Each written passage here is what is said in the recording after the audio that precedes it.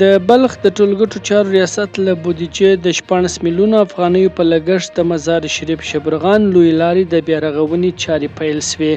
د یاد ریاست د معلوماتو له مخې دغه سړک 55 کیلومتره اوږدوالی لري چې په 18 برخو کې ترمیم او داغګیري ته اړتیا لري چې عملي چارې نن پیل شوې.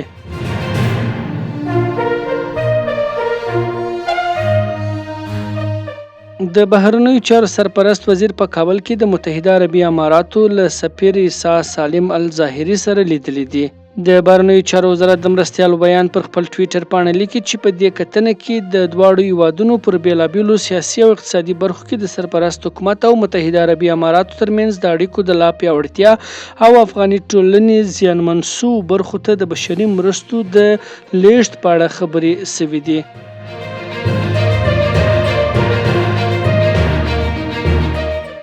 د افغاني سرې میاشتې رئیس جنیوا ته په 6 ورځني سفر ولاړ. د افغاني سرې میاشتې ادارې د معلوماتو له مخې نوموړی به د دغه سفر په بهیر کې د نړیوال غورځنګ د غړو هیوادونو د ملي ټولنو د مسؤلینو په مشورتي غونډه کې د ګډون ترڅنګ د یو شمېر نورو هیوادونو د خیریه بنسټونو له مسؤلینو سره هم لیدنې ترسره کړي.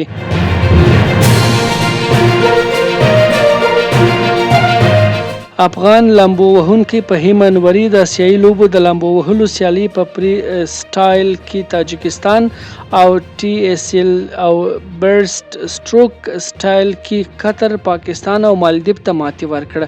دغه سیالي چې په چین کې د اسیایي لوبو په چوکاټ کې د 45 هیوادونو د 2500 ورزشکاران ترمنځ په 40 ورزشي رشتو کې ترسره کیږي.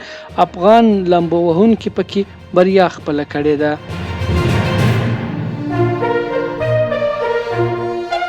پاکستاني رسنیو خبر ورکړی دی چې په افغانستان کې د سرپرست حکومت له واکمنۍ وروسته تر 600,000 ډیر افغان کډوال خپل هیواد ته ستانه شوي دي. د ملګرو ملتونو د عالي کمیشنرۍ د راپور له مخې د 2023 کال په جون کې په پاکستان کې د میشتو افغان کډوالو شمیر 3.1 میلیونو ته رسیدلی دی چې له دې ډلې یوازې 1.3 میلیونه شناخته کارتونه ترلاسه کړي دي.